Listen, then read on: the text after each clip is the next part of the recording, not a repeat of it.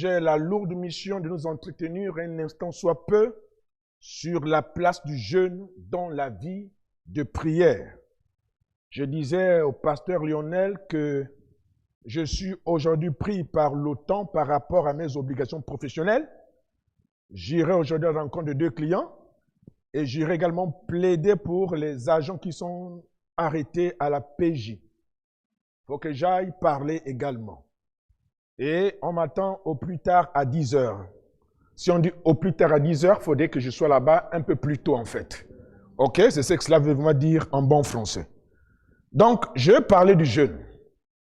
Vous savez, moi, j'aime le jeûne en fait. J'aime le jeûne pourquoi? Parce que je suis né dans une atmosphère de prière et une atmosphère également de jeûne. Vous savez, on ne peut pas parler des choses dont on ne maîtrise pas et dont on ne vit pas. Une prédication, un enseignement, pour avoir de l'impact, il faudrait que tu sois d'abord un exemple. Il faudrait que tu vives, n'est-ce pas, ce que tu es en train de dire. Si tu veux dire les gens ce que tu ne vis pas, ce serait un message sec. Et Dieu n'aime pas les menteurs. Il faut vivre quand tu viens pas parler de quelque chose. Il faut vivre cela. Et quand tu prêches, c'est pas sur des connaissances encyclopédiques, mais c'est sur la base de ce que tu vis et de ce que Dieu a fait avec toi. Et nous sommes donc dans le combat de la foi. Hier, l'homme de Dieu est venu, il nous a vraiment beaucoup édifiés. Avant-hier, je suis passé et je disais tantôt que lorsqu'on parle de ce combat, ne voyons pas seulement une lutte contre les démons. Mais c'est quoi? Quand on parle du combat, c'est qu'il y a déjà une bagarre, il y a déjà une lutte, il y a déjà un combat. Et à l'issue du combat, comme disait hier le frère, il y a une récompense, il y a un trophée. Et je disais tantôt ceci, que lorsqu'on parle de combat, ça commence d'abord par la parole révélée que Dieu, n'est-ce pas, t'a donnée, t'a dit au sujet de ce que tu es. Amen. Mais autre, n'est-ce pas, cette parole, il y a également les circonstances de la vie, il y a des réalités de la vie qui s'opposent, n'est-ce pas, à ce que Dieu a dit de toi. Il est écrit, exemple dans Timothée, que dans les derniers temps, il y aurait des moments difficiles. Les hommes seront patatis, feront ceci, feront ceci, ils feront ceci, ils feront ceci. Et Paul interpelle donc à son fils, n'est-ce pas, de garder la foi et de combattre le bon combat. Alléluia. Qu'est-ce que cela veut dire? Que Dieu te révèle ce matin que tu es guéri, exemple. Quel que soit ce que tu vis en ce moment comme situation sanitaire, on t'a trouvé certainement avec un kyste ovarien qui ne fait que prendre, n'est-ce pas, de l'ampleur. Tu es allé prier Dieu. Dieu te dit que tu es guéri par même maître sûr. Tu es guéri. Il te dira que le châtiment qui te donne la paix est tombé sur moi et c'est par même maître sûr que tu es guéri. Tu vas à l'hôpital. Tu vas voir, n'est-ce pas, le docteur. Il va te dire que non, j'ai eu la radio et dans cette radio, je vois que ce que tu as comme kyste ovarien veut que prendre de l'ampleur et ça va certainement te donner une tumeur. Et le mot tumeur, tu et meurs. Tu meurs, ça tue et tu meurs. Il tue et tu meurs. Et quand tu attends cela, ok, tu as exactement ce qu'on appelle la révélation de ce que lui, médecin, a pu dire par rapport à une certaine réalité qu'il a, n'est-ce pas, vue. Mais toi, en tant qu'homme de Dieu, en tant qu'enfant de Dieu, tu dirais non, non, non, non, non. Mon Dieu m'a dit, je suis guéri. Alléluia. Je suis libéré. Je suis guéri. C'est à cet instant que tu dois combattre. Parce que la foi vient de ce que l'on entend. Et ce que l'on entend vient de la parole de Christ. Dieu m'a dit. Ce qu'il dit est toujours la vérité. Ce qu'il dit est quoi la vérité? Alléluia. Et si tu t'appropries de cette parole, alors tu es libéré. Alléluia. Et ce matin, Dieu opère encore des miracles. Ce matin, il n'a pas besoin de se servir d'un bistouri pour pouvoir, n'est-ce pas, extirper une maladie en toi. Il se sert de sa parole afin que tu sois libéré et guéri au nom suprême de Jésus. Dis Amen et Amen. Il m'est arrivé de faire des jeûnes à sec. À sec veut dire, je ne mange pas, je ne bois pas. J'en ai fait 7 jours, une semaine, sans manger et sans boire. Scientifiquement, on dira que c'est impossible, parce que l'homme ne peut faire 7 jours sans manger et sans boire. Je l'ai fait pourquoi? Je l'ai fait parce que je passais une situation difficile. J'ai fait le bac, il connaît, la première fois, échoué. J'ai pleuré. Seigneur, mais que se passe-t-il? Comme toi hier d'ailleurs. Pour te suis serviteur, je prie, je jeûne beaucoup, mais c'est quoi? Je reviens encore. Deuxième année, je tape échoué. Oui. Ah, pourquoi? Hein? Il faut dire ce que tu as vécu. Ça m'a amené dans ce qu'on appelle le jeûne. J'en ai fait des jeûnes même de 12 jours. Je ne mange pas, je ne bois pas. Et j'ai prié, écoutez-moi, pendant une semaine. Quand je priais, pouf, Dieu m'ouvre les yeux. Vous savez, j'ai prié. La première année, j'avais prié sans jeûne. Pas de problème. Deuxième année, sans jeûne. Troisième année, quand j'ai prié, j'ai associé le jeûne. Pendant que je priais, pouf, j'ai une vision. Je me trouve chez mon père. Et j'ai vu mon bac, un papier qui m'appartenait, qui avait été enterré. Comprenez? Qui avait été comment? Enterré. Je suis le premier enfant. Nous sommes 5. Le premier n'a pas vraiment fait l'école. Le deuxième, il le connaît. C'était un grouveur. Il n'a pas fait l'école. Je suis le troisième. Après moi, une fille, elle n'a pas fait l'école. Et on a un frère, le Benjamin. Il est là à l'UOB. Pendant que je jeûnais, donc je vois un papier. C'était écrit bac 2004. C'était comment? Enterré. Voyez? Alors que je priais, j'insistais, en esprit, je me suis trouvé à l'endroit où le bac où ce papier avait été enterré. Bien aimé, pendant que je priais, le papier montait. Hein? Il sortait de la terre. Pendant que je priais en jeûne, il sortait de la terre. Pendant que je priais en jeûne, il sortait de la terre. Pendant que je priais en jeûne, il sortait de la terre jusqu'à ce qu'il est venu vers moi et je l'ai saisi. Et quand je l'ai saisi, j'ai vu mon nom, j'ai vu mon numéro du bac et j'ai vu exactement la moyenne que je devrais avoir. Et c'est accompli sur le plan physique. J'ai dit bien ça, c'est accompli sur le plan physique. Je savais que ce bac, je le passais au deuxième tour. Et je connaissais exactement la moyenne et le nombre de points qui me manquaient. Je pouvais savoir dans la vision, voir dans cette vision les matières que j'allais rattraper. Bien-aimé,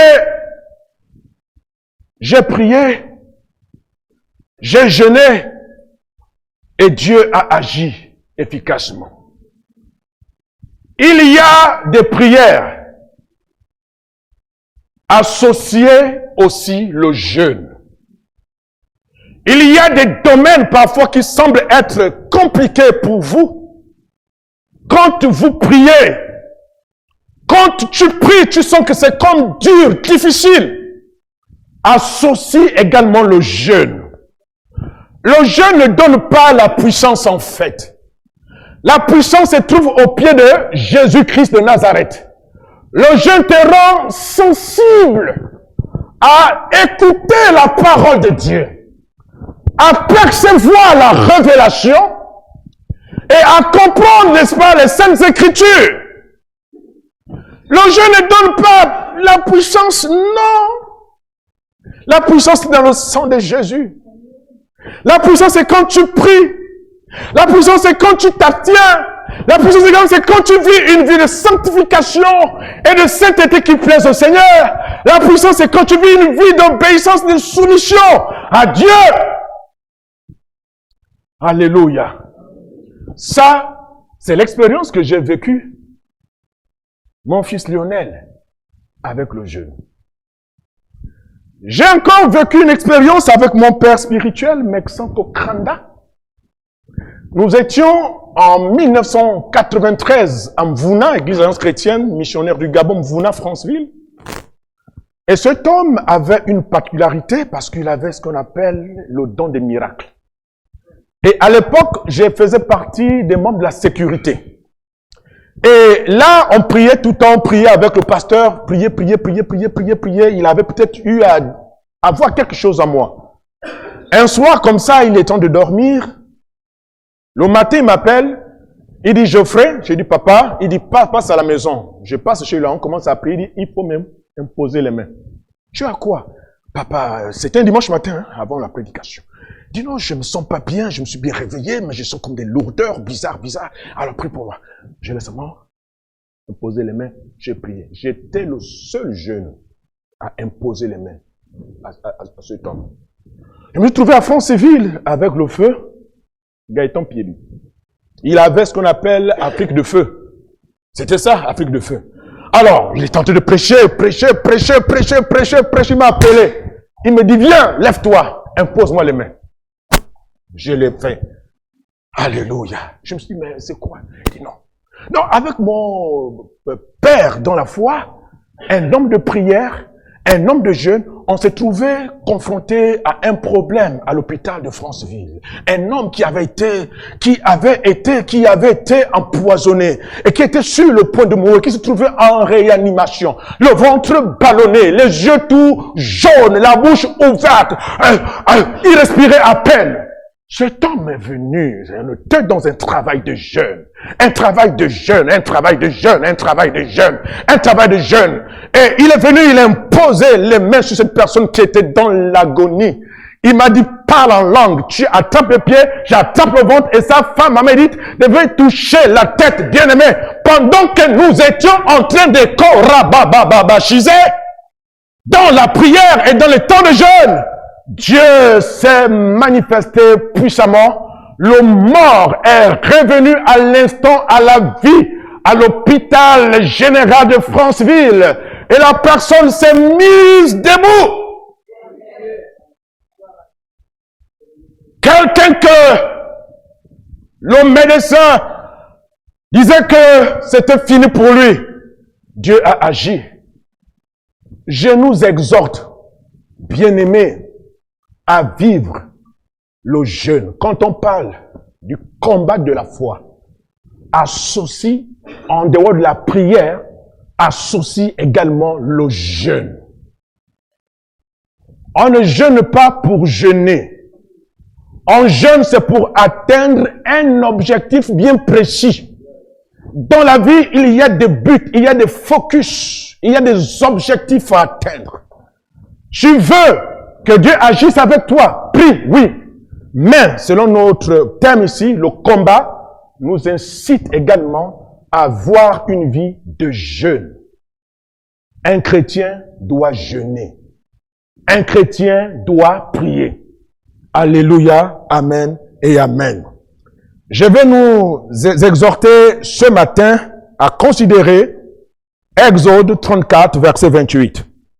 Exode 34, verset 28, je lis la parole du Seigneur. Moïse fut donc là avec l'Éternel 40 jours et 40 nuits. Il ne mangea pas de pain et ne but pas d'eau. L'Éternel écrivit sur les tables les paroles de l'alliance des 10 paroles. Moïse fut là avec l'Éternel 40 jours et 40 nuits. Il ne mangea pas de pain et ne but pas d'eau. L'Éternel écrivit sur les tables les paroles de l'alliance, les 10 paroles dans ce qu'on appelle les 10 commandements. Amen, amen et amen. Nous allons lire également dans Luc chapitre 1. On va lire ce on connaît tous ici. On parle du jeûne de Jésus-Christ de Nazareth. Jésus, rempli du Saint-Esprit, revint du Jourdain et fut conduit par l'Esprit dans le désert, où il fut tenté par le diable pendant 40 jours. Il ne mangea rien durant ces jours-là, et quand ils furent achevés, il eut faim. Donc Christ Jésus a fait quoi? A fait un jeûne. Et lorsqu'on parle de jeûne, le jeûne c'est quoi? C'est une abstinence de la nourriture des besoins charnels. En français facile, tu ne manges pas, tu ne bois pas. Amen. Pour les gens qui sont mariés, il faut pas aussi avoir le contact avec papa, hein, ok, et avec maman, ok. Donc c'est une abstinence, n'est-ce pas, de boire de la nourriture, ok, manger et boire, mais également ne pas être avec papa ou avec maman. Il y a des gens qui jeûnent parfois, ils disent aujourd'hui je ne dors pas sur mon lit, je veux dormir, exemple, à même le sol. Le but ici, c'est de chercher la face de Dieu. Amen. Et lorsqu'on jeûne, il faut prier, parce qu'un jeûne sans prière, c'est une grève de la faim. Je réitère, je juxtapose, je superpose, je m'explose. Je propose, je dis ceci, qu'un jeûne sans la prière est une grève de faim. Répétez après moi. Un jeûne sans la prière est une grève de faim. Encore, un jeûne sans la prière est une grève de la faim. C'est-à-dire qu'au jeûne, il faut associer la prière. Jésus-Christ ici a jeûné pendant 40 jours. Mais ce n'était pas pour lui une grève de la faim en fait. Il était également en train de prier le Seigneur. Dites Amen et Amen. Parce que lorsque l'on jeûne et lorsque tu pries, tu vis spirituellement par la nourriture de Dieu, la révélation. Ton homme intérieur se nourrit de révélation, se nourrit de la présence de Dieu. Ton homme intérieur se revigore. Alléluia. L'homme ne vivra pas de pain seulement, mais il vivra de toute parole qui sort de la bouche de Dieu. Et cette parole-là, c'est quoi? C'est la révélation. Cette parole, c'est quoi? C'est le rhéma. La parole de Dieu, donc, est une nourriture spirituelle. Alléluia. Alléluia. Là, en ce moment, on est en jeûne, non? Pendant une semaine, non? Amen. Depuis un mois. On jeûne, non? Voilà pourquoi il y a certains qui ont eu à un peu casser. C'est ça? Nous les hommes, là, avec les ceintures, on est parfois obligé de percer encore un autre trou sur notre ceinture. Alléluia! Et lorsqu'on jeûne, on s'approche de Dieu. Lorsqu'on jeûne, il y a des choses également qu'il faut ne pas faire. On se concentre pour la prière. Jésus-Christ a jeûné ici, et lorsqu'il jeûne, nous voyons qu'il est rempli du Saint-Esprit. Il a jeûné, et on dit, il fut rempli du Saint-Esprit. Pourquoi? Parce qu'il était en contact avec Dieu. Il était en train de prier. Et à ce camp de prière, bien-aimé, tu ne repartiras pas comme tu es venu en fait. Tu ne repartiras pas comme tu es venu. Si tu es venu chargé et fatigué, je prophétise ce matin que tu repartiras déchargé au nom suprême de Jésus-Christ, Fils de Dieu. Dis Amen très bien, dis Amen très bien. Tu ne repartiras pas comme tu es venu. Si tu es venu avec tes problèmes, avec des défis, des challenges, tu ne repartiras pas comme ça. Parce que lorsqu'on le croise, bien-aimé, tu ne repars pas comme ça. Lorsqu'on le rencontre, tu ne pars pas comme ça. Lorsqu'on le rencontre, tu pars toujours avec quelque chose de plus dans le nom suprême de Jésus-Christ, Fils de Dieu. Si tu ne priais pas bien au sortir de ces moments, certainement, tu auras encore appris beaucoup de choses sur la prière. C'est un début pour toi, le début d'un ministère pour toi, le début d'une histoire avec Dieu pour toi ce matin. Au nom suprême de Jésus, dis Amen, très bien, Amen. Donc ici, Jésus-Christ sort du jeûne. On voit qu'il ne mange pas pendant 1 mois et 10 jours. Dieu est avec lui. Merci. Et dans également Exode, on parle de notre frère Moïse, qui également a fait ce même travail, a fait, n'est-ce pas, cette abstinence. Mais la particularité, c'est que toutes les fois que ces personnes sont en jeûne, elles ressortent toujours avec des révélations. Moïse a fait 1 mois et 10 jours. Il est sorti avec la révélation sur les 10 commandements. Alléluia. Lorsque l'on jeûne, on prie Dieu. Il y a toujours des révélations qui découlent. Amen. Le jeûne, donc, te permet de se rapprocher également de Dieu. Tu as un souci, rapproche-toi auprès de Dieu et passe un temps également dans le jeûne. Donc, on peut lire dans 1 Roi 19, verset 8. Je ne sais pas si une personne peut vraiment le faire vite, s'il vous plaît. 19, verset 8.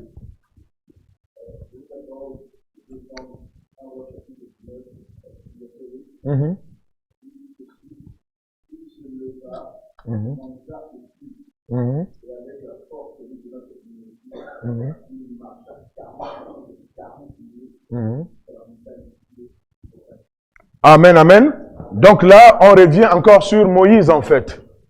Ça te permet de faire quoi? De te rapprocher de Dieu. Il peut arriver des temps que des fois tu deviens lourd. Vous savez, lorsqu'on mange, c'est bien. Hein? Quand on mange, c'est bien. Manger, c'est bien. Alléluia. Quand on mange, c'est bien.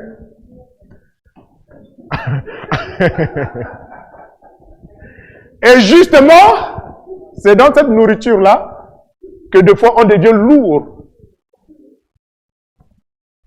Essaie de voir un peu avec le diable et Adam et Ève. Il s'est servi quoi? De la nourriture. Lorsque un chrétien n'a pas une vie de prière ou vraiment de jeûne, spirituellement, elle devient lourde en fait. Spirituellement, même lorsque tu pries, tu sens vraiment que tu es lourd. Et quand tu veux vraiment t'élever, tu as une impression que tes prières n'arrivent même pas à percer le plafond. Manger, c'est bien. On grossit, c'est très bien. On court, c'est très bien. Mais il faudrait également que tu jeûnes, que tu te rapproches de Dieu. Je ne sais pas ce que tu as comme défi. Rapproche-toi de Dieu. Aie une vie de jeûne. Amen. Le jeûne est une source de force spirituelle. Quand on jeûne, on se rapproche de notre Père spirituelle. Donc, on a vu ça tout de suite là dans Luc, chapitre 4, verset 1, je pense bien. Luc 4, 4, 1. Ça a été déjà dit. Donc, on fait quoi? On se rapproche de Dieu et ça donne aussi une force spirituelle. Alléluia. On a vu également que dans le jeune exemple de Esther, Esther 4, 12 à 13, on voit également lorsqu'on jeûne, on peut changer le cours de l'existence ou des décrets qui sont pris dans un pays. Exemple ici au Gabon, on est en train de parler de la dépénalisation de l'homosexualité. Et on voit également, d'ici là, au Gabon, on parle qu'il faudrait qu'on enseigne aux enfants, aux primaires et aux secondaires, des choses bizarres. Comment un enfant peut déjà dire que tu peux aller déjà avec un homme comme toi, et une femme aussi peut aussi aller avec une femme comme elle, c'est pas interdit parce que la démocratie, c'est un peu de tout ça, c'est la liberté, libertinage. Vivre comme on veut, ce sont des décrets qui sont pris. Mais on voit exactement dans Esther, cette femme-là, il y avait un décret qui avait été pris pour exterminer donc un génocide contre le peuple juif. Elle s'est mise, n'est-ce pas, dans la prière et dans le jeûne. Alléluia. Le chrétien ou les chrétiens que nous sommes, nous pouvons changer le pays quand nous nous mettons dans la prière, quand nous mettons dans le jeûne. Bien-aimé, Dieu peut agir efficacement au nom suprême de Jésus-Christ, Fils de Dieu. Vous savez, il n'y a qu'une loi pour abroger une autre loi, en fait. Il n'y a qu'une autorité qui peut se lever pour abroger une autre loi prise par une autre autorité. Bien-aimé, dans ce temps de jeûne de Moïse, il y avait le fils aîné de Jacob, oui, Israël, qui avait souillé la couche de son père. Vous savez que son père l'avait maudit, c'est ça, non? Le père l'avait maudit, pourquoi? Parce qu'il avait connu la femme de son père, il a vu la nudité de son père. Le père l'avait maudit et le père l'avait dit que tu n'auras même pas part à l'héritage avec tes frères. En fait, c'est quelqu'un qui était déjà gaspillé. C'était quelqu'un qui était maudit, en fait. Il était maudit. Mais on va se rendre compte que quelques temps après, cet homme qui était maudit est finalement entré en possession, n'est-ce pas, de son héritage. Pourquoi? Moïse a fait un travail spirituel, bien-aimé. Pendant ces jours de jeûne et de prière, Moïse, en tant qu'autorité divine, a eu à abroger, a eu à abolir la loi qui avait été prise contre, n'est-ce pas, cet homme. Et ce matin, bien-aimé, on a des hommes de Dieu là, ici avec nous. Les gens, n'est-ce pas, qui craignent Dieu, qui cherchent Dieu, qui prient le Seigneur bien-aimé. Ce matin, ils sont là avec nous. Et des hommes de jeunes également. Vous avez peut-être été maudits. Bien-aimé, c'est pas aussi la force ou ne pas tes prières qui le feront, parce que Dieu est un Dieu de principe. Dieu respecte toujours, n'est-ce pas, ses principes. Si ton père qui est une autorité parentale te maudit, il faudrait qu'il y ait une autre autorité qui viendrait abolir ça. Parce qu'il n'y a qu'une loi pour abolir une autre loi. Il n'y a qu'une autorité qui peut abolir ou abroger la loi prise contre toi par une autre autorité. Alléluia. Alléluia. Alléluia. Alléluia. Alléluia. C'est ça le combat de la foi. Jeûnons, prions comme Moïse. Cherchons sa face. Cherchons sa face. Dans ces temps de prière, amenons-nous, comprenons l'importance du jeûne. Passons des temps dans le jeûne. Je sais qu'un temps, au début pour moi, ce n'était pas facile. Quand j'ai fait ce jeûne de une semaine, Esther, le premier jour, la chair réclame. Hein? Et il y a parfois des tentations. Il y a même des frères, des amis. Par exemple, moi, j'étais en train de déjeuner. Ils m'ont dit, il faut qu'on aille boire le Coca-Cola. La chair était là. J'ai dit non. Après, je fais ce qu'on appelle retraite spirituelle. Vous allez dans un village, chez Sandra, mon épouse, ici. À l'époque, elle était sœur en Christ. J'étais aussi frère en Christ. J'ai fait 7 jours là-bas, de jeûne de prière. Et ma femme là, c'est une enfant dans la foi. Au sortir de ces moments, Lionel, j'ai prêché la parole de Dieu. Et bizarrement, elle aussi, elle a accepté Christ Jésus. Et lorsqu'elle accepte Jésus, moi je deviens quoi? Son daddy. Son père. Je l'ai suivi. J'ai prié. Et j'ai vu que il n'est pas bon que l'homme soit seul.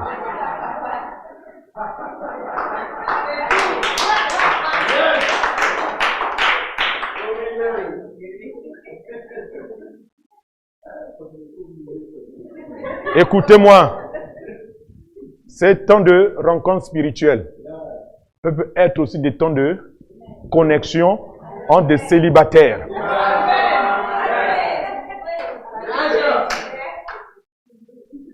Alléluia.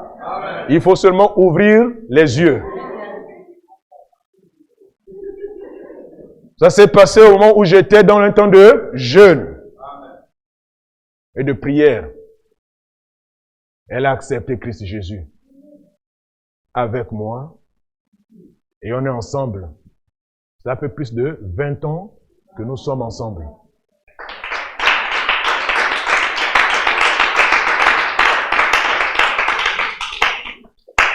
On a commencé élève. J'étais en classe de première. Elle était en classe de quatrième. J'ai évolué. J'ai eu le bac. Je suis allé au supérieur. Elle est là. Elle me supporte. Alléluia. Amen. Alléluia. Et Dieu a fait grâce que nous ayons 3 beaux enfants. Merveilleux. L'aînée a 15 ans. Elle fait le bac l'année prochaine. Travail de connexion spirituelle dans les camps de prière. Et dans le jeûne, affilé à sec. Alléluia. Alléluia.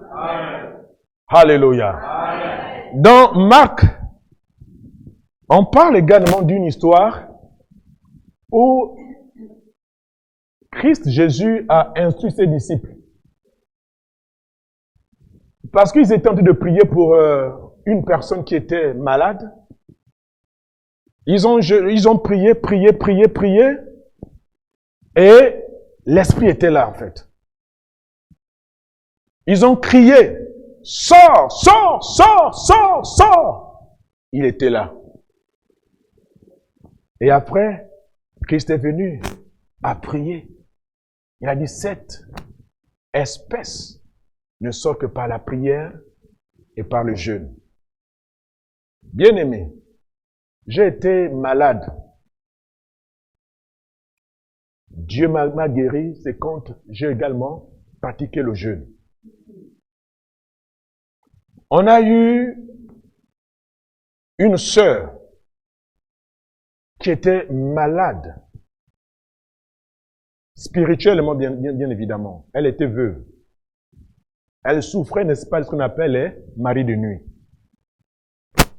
chaque soir, l'esprit venait faire les rapports avec la sœur. Elle était veuve. Et c'est une situation qui perdurait. Elle avait honte de le dire. Et lorsqu'elle se réveillait, physiquement, elle sentait qu'elle était avec un homme invisible qu'elle ne voyait pas en fait. Au point même où ses sous-vêtements étaient enlevés. Et la sémence de l'homme était sur ses cuisses. Elle ne voyait pas, c'était une entité spirituelle. Et il y a plein de personnes qui en souffrent. Elle avait de la peine en parler même, la honte même. Elle était veuve, jeune encore. Et lorsque tu la voyais sur son visage, elle avait comme un masque de vieillesse. Et elle aimait porter les kabangondo. Et un jour, elle m'a vu. Elle me l'a dit. J'ai commencé à prier avec elle. C'était vraiment compliqué. J'ai fait appel à une sœur. On a prié pour la sœur. C'était compliqué, bien-aimé. Que tu pries, elle gesticule. Mais tu sens qu'il y a comme quelque chose qui la retient. Et la sœur va vraiment prier. Elle va dire, frère Geoffrey, allons jeûner. On a fait un jeûne simple, hein? C'est pas le jeûne de une semaine, non. Quand on fait des jeûnes, il y a aussi jeûne et jeûne, hein? Il y a assez de différences de jeûne. On a fait le jeûne de 6h à 18h. Et en soirée, on a pris le jus, on a bu. La sœur est venue pendant que nous étions en train de prier pour elle. On dit au nom de Jésus, elle tombe. La sœur en question qui était avec moi, prophétesse, elle dit, frère, j'impose les mains dans la partie intime. La sœur, hein? De la sœur. Hein? C'est pas moi, hein? Non. Non, là, on ne touche pas là-bas. La sœur en question, celle qui était avec moi, avec qui moi je priais ensemble, a reçu une révélation poussée. Elle a touché, un simple toucher. Quand elle dit au nom de Jésus, on a vu comme la sœur s'est levée dans l'espace. Elle est tombée. Et saignante, la sœur a été libérée au nom de Jésus-Christ, Fils de Dieu. Après quelques temps, le masque de vieillesse a disparu complètement. Elle a retrouvé son éclat. Elle brillait de 1000 feux. Aujourd'hui, cette sœur est diaconesse. La dernière fois, je l'ai vue ici au synode. Et elle s'est encore remariée.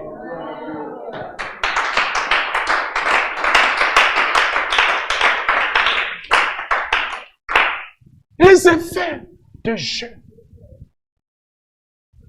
Je finis avec ce truc-là, l'histoire d'un jeune homme, Lionel. Ça, tu ne connais pas. J'étais avec un frère, je ne sais pas, on était en train de prier, et j'étais aussi dans un temps de jeûne. Je dis, moi, j'aime les jeûnes, en fait. On s'est trouvé au quartier plein Niger, où on a vu un jeune homme, braqueur, voleur, qui avait été pris la main dans le sac. Les gens l'ont lynché des coups. Vraiment tapé, corrigé, au point où il est en train de saigner. J'étais en train avec le frère, on passait par là, et nous sommes venus. J'ai pris la parole.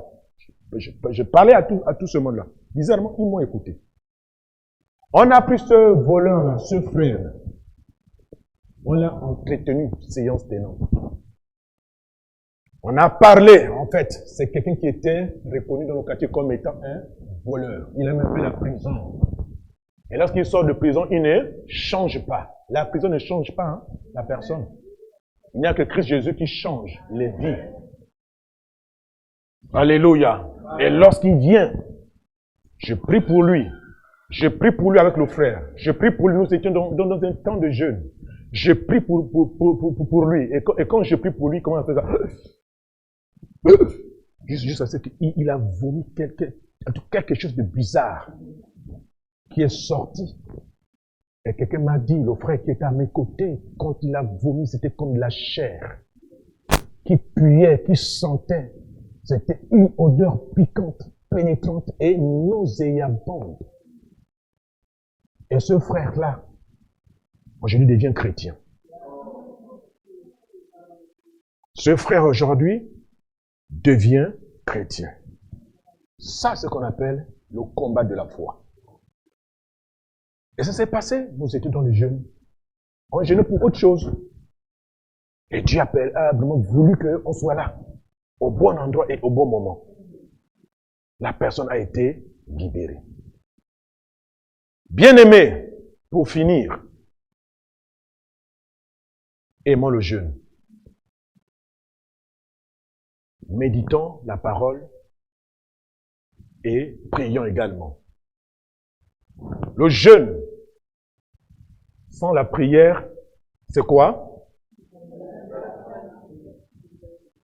Donc, pour ne pas être une grève de la faim, qu'est-ce qu'il faut faire? Il faut jeûner et prier. Que Dieu nous bénisse. Disons Amen et prions le Seigneur. Seigneur, à toi soit la gloire, à toi soit la puissance. Nous te bénissons, mon Père et mon Dieu, pour cette exhortation matinale. Nous prions au nom suprême de Jésus-Christ, Fils de Dieu, que nous soyons des hommes qui comprennent, n'est-ce pas, ce principe de jeûne. Amène-nous, mon Père et mon Dieu, à comprendre cela et à vivre également selon que tu le veuilles, mon Père et mon Dieu. Tu nous l'as montré avant que tu aies commencé ton ministère. Tu as jeûné, Moïse également l'a fait. Je prie également que nous puissions comprendre cela et mettre cela en pratique dans nos vies de 3 fois saint. Merci pour ces moments de 3 fois saint. À toi soit la gloire, nous allons prier au nom du Père, du Fils et de l'Esprit Saint. Disons Amen, Amen et très bien Amen. Amen. Que Dieu nous bénisse.